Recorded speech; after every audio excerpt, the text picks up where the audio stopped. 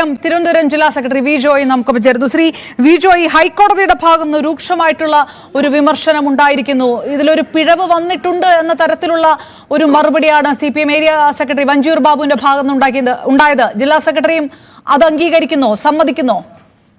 അല്ല, ഇത് അവിടെ യഥാർത്ഥത്തില് രണ്ട് റോഡുകളുണ്ട്.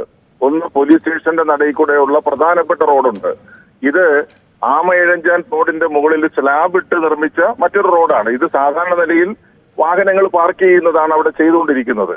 അന്നത്തെ ദിവസം ഞാൻ മനസ്സിലാക്കുന്നത് നമ്മുടെ ജനറൽ ഹോസ്പിറ്റലിൽ നിന്ന് വരുന്ന റോഡ് വർക്കിന്റെ ഭാഗമായിട്ട് അടയ്ക്കുകയും കൂടെ ചെയ്തൊരു സാഹചര്യമുണ്ട്. അപ്പൊ വലിയ ട്രാഫിക് വരാൻ സാധ്യതയില്ലാത്ത ഒരു ദിവസമാണ് ഇവർ ഈ സ്റ്റേജ് കെട്ടാൻ വേണ്ടിയിട്ട് അനുവാദം ചോദിച്ച് സ്റ്റേജ് കെട്ടിയിരിക്കുന്നത്. പക്ഷെ എന്തായിരുന്നാലും അങ്ങനെ ഒരു ഇത് ചെയ്യാൻ വേണ്ടിയിട്ട് പാടില്ലായിരുന്നു എന്നുള്ളത് അഡ്മിറ്റ് ചെയ്യുകയാണത്.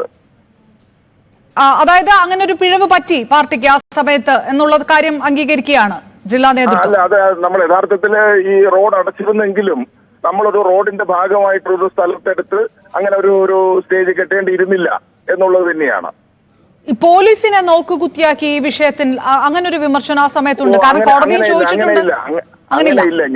ഞങ്ങൾ അപേക്ഷ കൊടുത്ത് പെർമിഷൻ ചോദിക്കുമ്പോൾ തന്നെ KRF ആ റോഡ് വർക്ക്, അതായത് സ്മാർട്ട് സിറ്റിയുടെ ഭാഗമായിട്ടുള്ള റോഡ് വർക്കിന്റെ ആൾക്കാർ ആ റോഡ് അടക്കുകയാണെന്ന് പറഞ്ഞ് അവരും കത്ത് കൊടുത്തിരുന്നു.